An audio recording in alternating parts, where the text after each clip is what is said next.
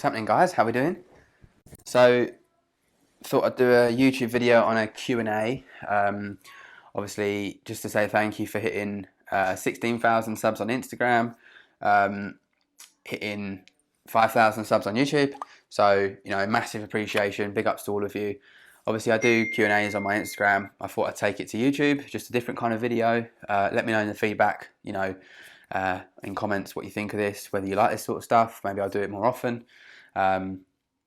Just simply, ask you guys some questions. You guys ask me questions. I'll try my best to answer them. Again, as with anything, completely new to all this sort of editing, vlogging, videoing, whatever you want to call it. So please bear with me. I've also fighting a cold, which is actually doing my head in. But it won't win. Doesn't belong in my body. So I'm going to, punch it up and it'll be gone. But yeah, I hope you've had a lovely week. I hope you're sort of, ready for Christmas and stuff. Can't believe how fast this year's gone, to be honest. It's mad. But yeah, so I'm going to read the questions off of the laptop. But I'm also going to put the questions somewhere here, if I can figure that out again.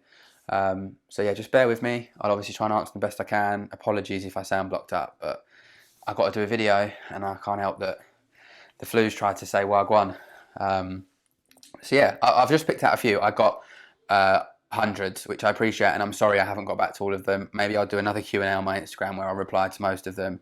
But it gets to a point where I reply to all the questions and it starts deleting them off my story because there's too many.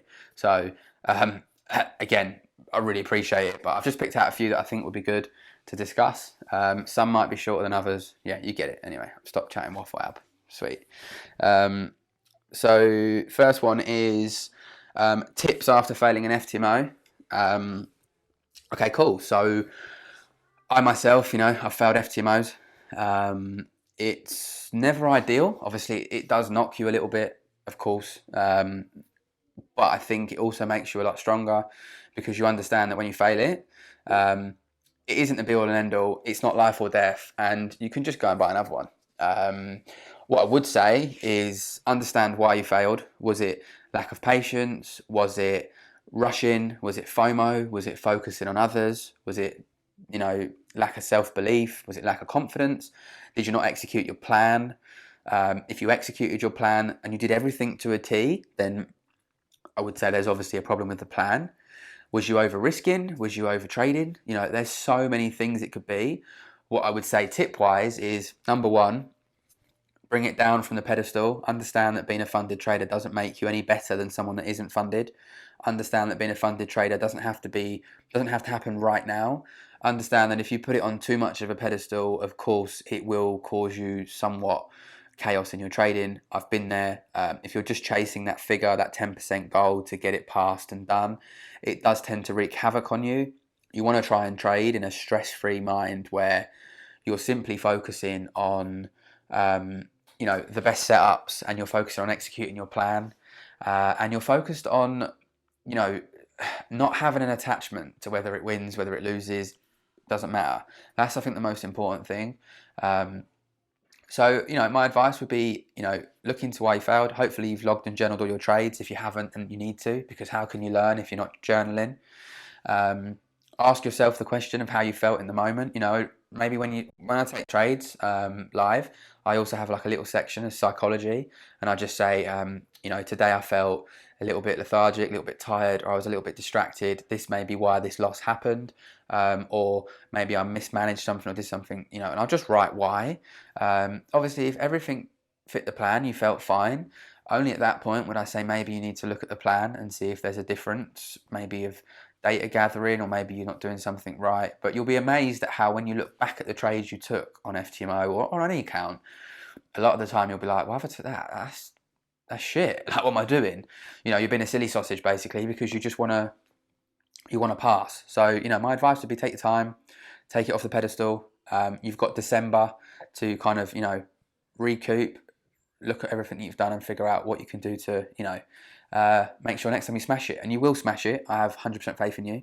You've got to have faith in yourself. And above all else, you've got to enjoy it. What I realised is if you're doing this for freedom, for money, whatever it is, if you don't enjoy it, it soon becomes like your 9-to-5 job that you don't want to be a part of anymore. And that's a problem because it means you probably won't trade for very long. understand it's about longevity and it's about, you know, creating a business. So yeah, that'd be my advice. Hope that helps. Next question. We got, what do you do to get your mind prepped for trading daily? Okay. You know, sweet question. So I have quite a strict routine. You know, I wake up at sort of 5:30, 6 a.m. I, you know, go for a morning dump, get everything out, have a nice shower. I have affirmations I say in the shower, and I'm sort of grateful. I talk about things I'm grateful for. I then come downstairs, I make a coffee, I make some breakfast, I write my gratitude list. I write the goals for the day, the most important things I want to achieve for the day, not 20 goals, just one. Like, what do I want to achieve today? I want to make a YouTube video. Cool. I do my forecast for the community, and you know, I then kind of close the Discord down when my session starts at around 7:30 UK time. Put my headphones on, get some tunes going. I have to be in the flow. You know, just kind of no care in the world, sort of shaking your booty, twerking around the office or whatever. If I'm in that state of mind, I trade the best. If I'm back and forth, looking at Instagram, looking at Discord, messaging people, stressing about something, you know, chatting to the missus, the kids, whatever it is, I'm not in the right mindset. And what I do with that is I just take the morning off or the afternoon off, because I know if I trade, I'll probably do something stupid. And I think that's a massive thing of being a professional trader, where you need to identify if you're in the right mindset to trade. And if you're not, then take a step back. You don't need to trade every day. You need a couple of setups a month to be consistent and profitable. You don't have to chase every move. All I would say is, if you don't trade, still make sure you do your markup, still make sure you log what happened, the available opportunities, and still stick to your routine. But yeah, that's how I do it. You know, it could be different to everyone. There's no real secret sauce to what I do. I just have to feel good in myself. So yeah, I hope that helps, dude. What we got next? How to choose high probability POI, mate. High probability POIs, you know, ideally you want them to break swing structure, you want them to take liquidity, you want them to be maybe a part of a supply chain or a demand chain. You want to see order flow being generated with them. What I would say is, you know, again, this is why markups are so key, and journaling. Go over all the POIs that hold and that worked and that price played out of, and look at what they have in common. Did they break swing structure? Are they a strong high? Are they a strong low? Did they take out liquidity? Are they part of a mitigation, a supply chain or a demand chain? Are they, you know, are they showing order flow? Again, just different words for the same thing. Are they, you know, are they a buy to sell or a sell to buy candle? Are they an inside bar? Like, that's where data gathering is key. Of course, there's hundreds of POIs, but the ones that usually what you'll find is, and test this, don't just go and take it for gospel. The ones that break swing structure, the extremes of a move, they tend to be the ones that will give you the best reaction, the strong high, the strong low, the higher the time frame POI. You know, a 1 minute POI is not going to hold as much weight as a 15 minute or a 4 hour. So again, time frames play a big part in that. So yeah, that would be my advice on that one, dude. I hope that helps. Next one, we got someone you're extremely thankful for throughout your trading journey. Oh, nice question. For me, it'd have to be my missus. From the day I started 4 years ago to now, she's never once said to me it won't work. She's never once said to me, you're wasting your time. She supported me. I've had highs and lows. I've failed a lot. I've been down. I've not been happy. She's always pulled through. She's always supported me. She's been by my side.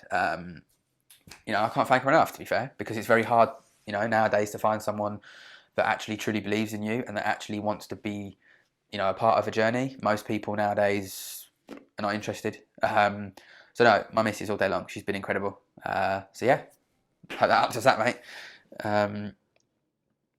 Next one. In your YouTube video, it looks like you're in a DFS advert. Do you have any DFS discount codes? You know what? This killed me. When I first see this, I was cracking up. To be honest, mate, you know what I do? Like, obviously, it was Black Friday yesterday. We got some wicked deals on 2-piece, 3-piece sofas. I'll tell you what, I'll show you what this one does, yes? Obviously, this one, you know, it's the old corner sofa. But if you want, you can take this out. This actually becomes like a little puff. A little buffet. So you don't have to have that on. So if you just move this out like that, Obviously you can sit there, you get your feet in there, you can move it away. You can obviously detach this. You probably can't see me, I don't know. But you can also put it back like this, and it becomes kind of like a nice little sort of cinema sofa. If you're up for a discount code, bro, hit me up on Albie's Sofas. Just drop me a message, sort you right out. Peace. Okay, next one. What we got here? How to deal with amygdala in trading. Okay. So obviously, I'm not a mindset coach. I'm not a brain surgeon or anything like that. But what I learned with the amygdala is it's that kind of fight or flight mechanism in your brain, and it's brilliant if you want to run away from a lion because it'll sort you out, mate. You'll run like Usain Bolt, and you will not stop. It's great if fear's there. It's brilliant, but it also can be very bad. And this is where you need to make sure you're not addressing trading to fear, because if you're scared of trading, your brain will go, right, he's scared or she's scared. I know. The easiest way to stop them feeling that way is to pull them away from it and make them make the wrong decision. So not the wrong decision in the sense of do something wrong, but for you want to push buy or sell. Your brain will go, if you do that, you're going to feel scared. You're going to be fearful. So let's just not press it. Let's not execute the plan, and we'll feel better. So then you start to fall in that habit of just sitting there watching, spectating, and not actually pushing the button. So you need to obviously identify why you're scared, what you're fearful of. And you need to prove to your brain and yourself that actually, I'm not scared of this. And it will kind of remove that fear. I remember reading something, I can't remember what it was. I think it was one of the guys in the community actually. And I think he said something like, if you're putting a trade on, your heart rate shouldn't change. Like if you're about to get in a fight, you've had a fight at school and you finish school, you walk around the corner, everyone's like, oh, Jesus, yeah, go on, lads. You take your bag off, you give it to some Donny, you take your tie off in aggression, you run up to man, you start licking man up. You've got that adrenaline pumping, right? And that's that part of your body that's releasing that hormone because it knows something's about to happen. If you're like that before trading, imagine what it's like when you're throwing arms with someone. You're not thinking about anything, you're just doing whatever it is. You're in that mode of I'm fighting for my life. You don't be trading for your life because you'll just do crazy stuff.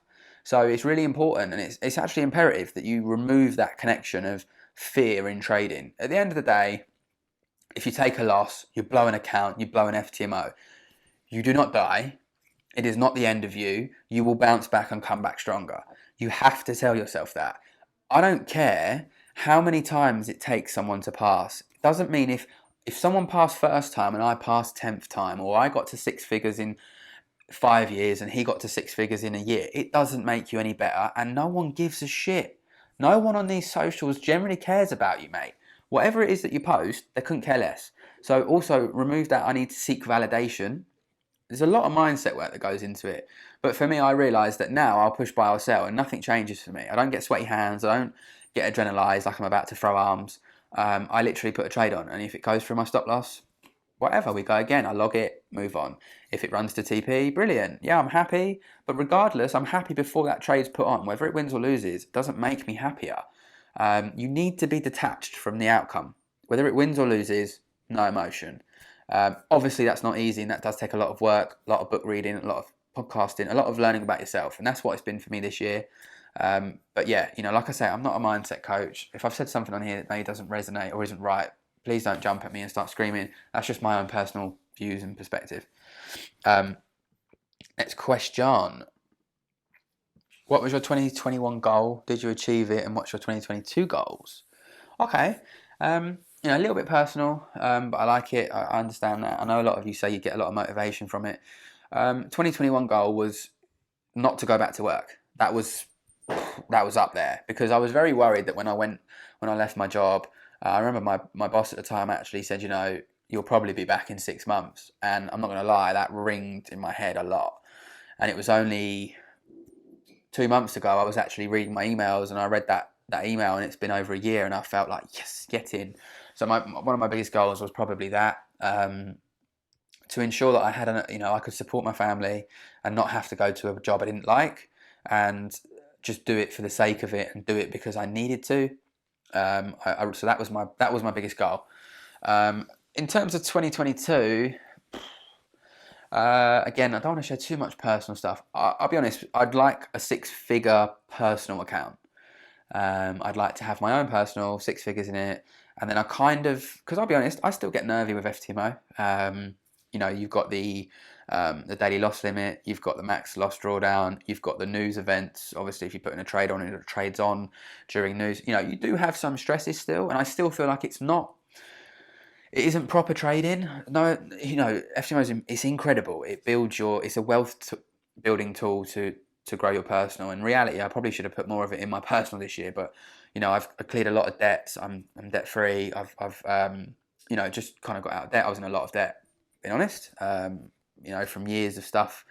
I done a lot of things in my life, personal life. I don't really want to disclose all that on here. But those of you that know me know I've done a few bits and bobs, and I've just enjoyed this year. But I definitely next year I want to trade my personal more, and I also want to make sure that the profits from my FTMO are just going in that. And 6 figures is definitely the big goal for me, because I feel like then I've got the true freedom. Because if I've got 6 figures, if I blow my FTMOs, I probably might not get them again. I'll just stick to the 6-figure personal. If you go 10% in drawdown, it doesn't matter. One trade, I'm back in profit or break even. Whereas with the FTMO, if I'm 10% drawdown, I'm done. Again, it doesn't matter. I can buy another one. But yeah, that's probably the goal.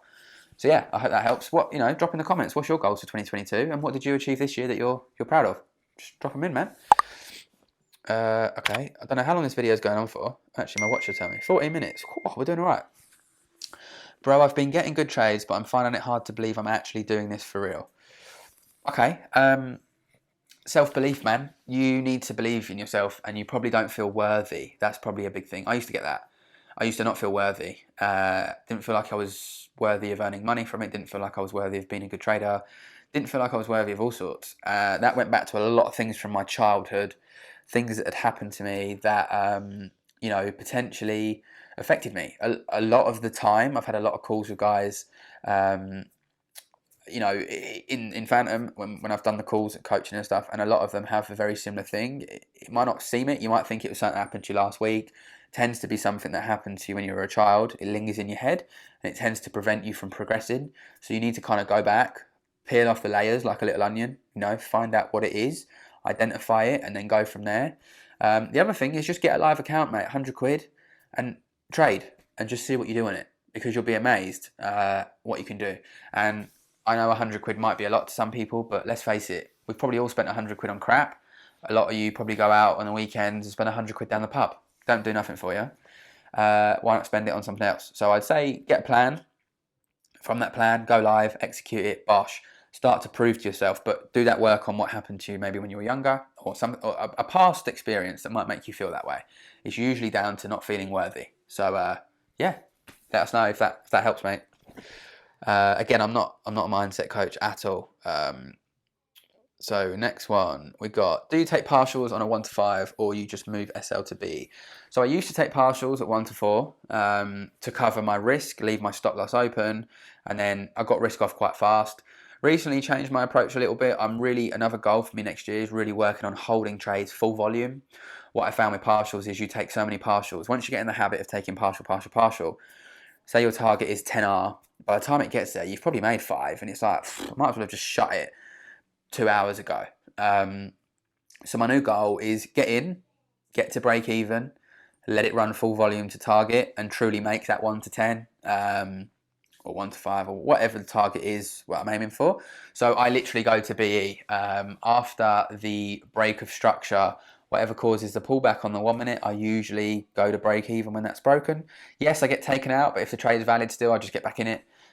It does help. It saves you from a fair amount of losses. But there's also times where it'll tag your entry, and just melt. And if you're not in the moment ready to hit sell again, or you're not up for that risk again, yeah, of course, it can be frustrating. But again, probabilities, focusing on probabilities, having a plan and data backed behind you, you'll start to see how over time the probability and edge will play out. So again, I think break-even management stuff is very personal.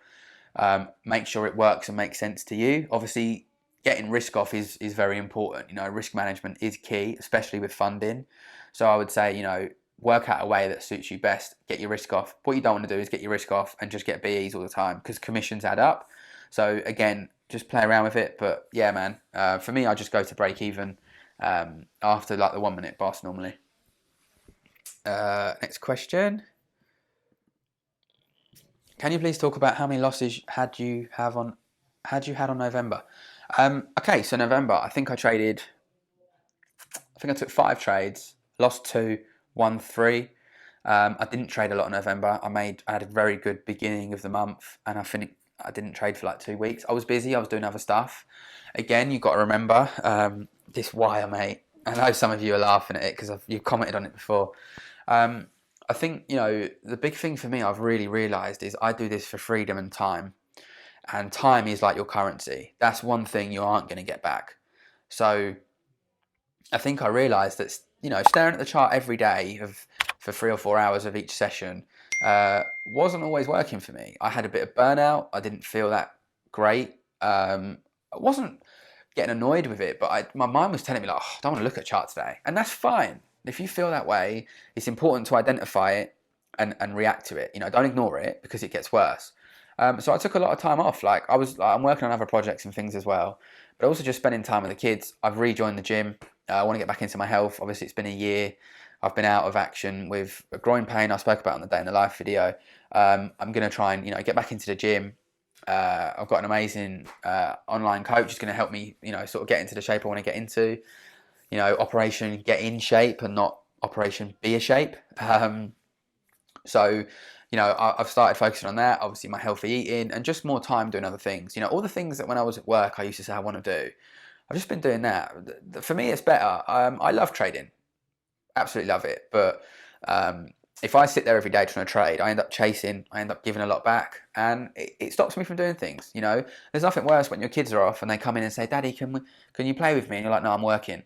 I'm like, "Hang on a minute, working? No, you're not. This is freedom, bro. You're doing it for freedom. You're doing it for them. So don't tell me you can't play with them because you'll never get that time back. As they grow, they're not going to want to play with me, mate. They'll be like, "No, Dad, I'm going out." And I'll be like, "Oh, what? I want to play." Like, come on. So a lot of it's, I've been focused on that a lot. I know I've gone on a bit of a tangent, but yeah, November I took 2 losses, man. It's not always that way. Sometimes I take a lot more. Next one. Would you use a 15-minute chalk on a 15-minute zone if the 1 minute didn't present an entry? Yeah, I mean, if we hit a higher time frame, like if we hit a 4-hour level and we 15-minute change of character, sometimes it's easy just to play the 15-minute, get in, a little bit of a bigger stop, you're in the move. You should be targeting the next 4-hour level, 4-hour low or high that's weak because it's failed to create. So yeah, I mean, by all means, what I would say is if the 1 minute didn't give an entry, you'd be waiting for the 1 minute to give an entry, and if it didn't and just went, you probably would have missed the 15-minute POI. So again, that's something you can test. You can test if we come into a high time frame mitigation, 15-minute chalks realigns with the trend. Can you just take it? Can you get involved in that? Sometimes it's the easier way. Rather than trying to catch a 2-pip stop, catch a 4 or 5, you're in the trade, job done. You might get a bit of smaller RR, but I reckon your strike rate would be quite high. So yeah, 100% mate. Yeah, yeah. Next one. Do you wait for 15-minute chalk and mitigation before you look for 1 minute chalk for entry? Yeah, so I only play out of like 15-minute levels, obviously 4-hour daily and stuff, but I like to trade out of a 15-minute POI. Sometimes I'll refine it to the 10-minute. Yeah, I mean, I don't look for a 1 minute entry in the middle of nowhere just because I had a bad experience with it. I started over trading, I started taking a lot of losses, and I also have to ask the question, is it worth me getting into the market? Because you've got to remember, every time we enter the market, we incur a risk, and if we're not, if we're not clever, we're not sensible, and we get in the market and something happens in the world and we get slipped 5, 6, 7%, which can happen, you've lost a huge amount of your account then, and you've got to go, was that trade actually worth getting in, or did I just get in because I felt like it was fun? It's not a casino. It's not, yeah, let's just slap it on, 0 or black or red or whatever. It's more about, using your mind. Again, I just think I'd rather be a bit more reserved and I'd rather be a little bit more cautious, taking the better trades than rushing it. Because when I do my markups and when I go over all the trades that are good, it's always the same thing over and over again. And I'm like, why did I get in some piece of shit? For what, man? I've not got anything to prove anymore. I thought I did at the beginning. I couldn't care less. I couldn't care if someone's making 4 million R a day or someone's making 5. I'm not out here to compete. I'm not out here to brag. I'm not out here to show off. Those of you that know me, know I'm very humble. I'm not about showing off anything. I just want to see people winning. That's what Phantom's about. I want to see people winning. You know, and mate, if you're doing 4,000 hour a day, big ups, bro. You've killed it. You should be proud. Just make sure you're enjoying life still, because you can have all the money in the world, man. If you're not happy and you've got a point to prove, you've got a chip on your shoulder, you're going to live a pretty sad, lonely life. And there's more to life than that, man. So yeah, next one. Do you think the setup will stop working in the future? Okay, I hear this a lot. Obviously, unfortunately, I don't have a time machine, so I can't tell you. I have a lot of data on this stuff. You know, you can go back on Software Effects and play 2008. You know, it's still the same stuff. If it changes, we'll adapt. We'll evolve. You know, I think rather than harnessing your energy into what will happen, what ifs and all that crap, because a lot of the time we stress and worry about what ifs a lot, and the reality of it is it never happens, and you just waste your energy focusing on something that's not even worth focusing on. I'd focus that energy onto, right, I'm not bothered about the future, I'm bothered about now. Like, be present in the moment. What can I do now? And focus on your trading, focus on yourself, your psychology, set some goals, what you want to be, who do you want to be, where do you want to be, and not worry about that stuff, man, because we don't know. We don't know if a meteor's not going to hit the Earth in 20 years and we're all going to go bang. Well, I'm not going to worry about it. I'm going to enjoy my 20 years, mate. I don't care. You know, we don't know what's coming. So what I would say is, I used to be very bad for that. You think something's too good to be true, so you just start to think of all the negatives. Just focus on the moment. Be in the moment. It's really important. You know, stop worrying about tomorrow. Sometimes tomorrow never comes, man. Don't waste your life worrying about future events. Focus on now. Okay, next question. Do you provide signals? Like, this, mate, is a joke. I get this all the time in my DMs. No, I never will, never have, not going to, don't care how much money you offer me. It's not worth it. Honestly, why do you want to follow what someone else tells you to do with your money? It's like, you really would join a chat and I would say, put all your money on a sell on gold, and you'd all do it. Why? What the fuck? Like, no. Forget it. Learn to fish for yourself, because then you're not relying on me, you're not relying on Tom or Bob or Rupert or Jim Bob or flipping Karen or whoever. You're worried about yourself, and your performance is what's going to earn you the money, not someone else. Imagine having a family and saying to them, oh, don't worry, John Boy, he's sorting us out. Wicked signals, babe, so I ain't got to worry. John Boy don't care about your family. He ain't bothered, mate. Focus on you, because once you learn the skill, it's so scalable and you can do so much with it, and you can choose when you want to work and when you don't want to work and where you want to work from. Waiting for someone to send you a message in a chat who probably doesn't give a shit, who's probably making money off of some kind of affiliation with a broker, who's probably making money whether you win or lose. It ain't worth it, mate. Just bin that off, focus on yourself, because honestly, you'll progress so much better knowing it's you and you. You v you, not you v John Boy. So yeah, signals, absolutely not. Next question. We're getting to the end now. I've got two more. This one, mate. Look, this made me laugh, innit?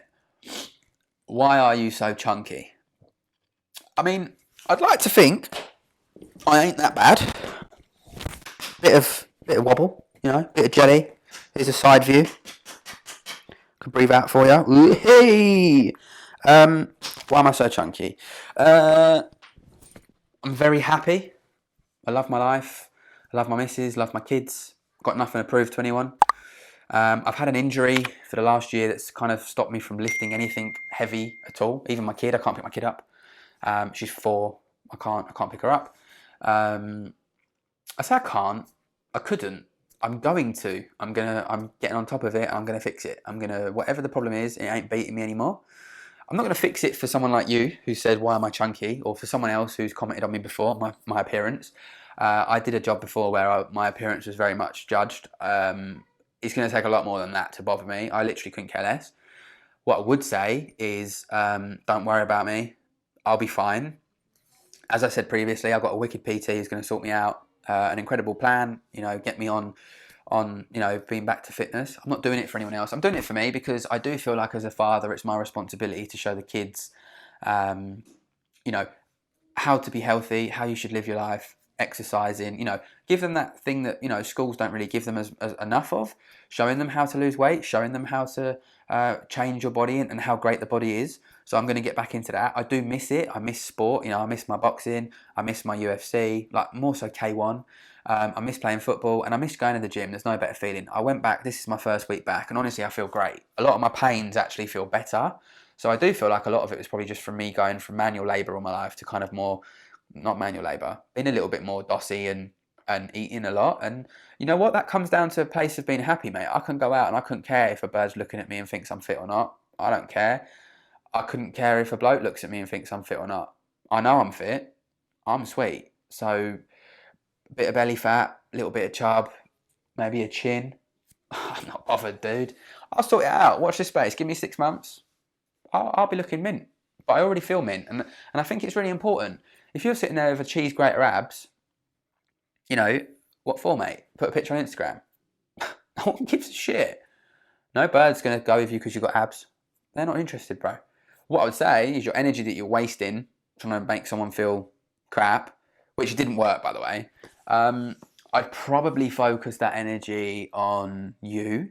You're probably upset about something, probably not feeling very good about your life. Talk to someone about it, bro. Like, New Year's coming. What are you going to do to change those feelings and those thoughts? I appreciate your concern, but yeah, man, like, I don't care.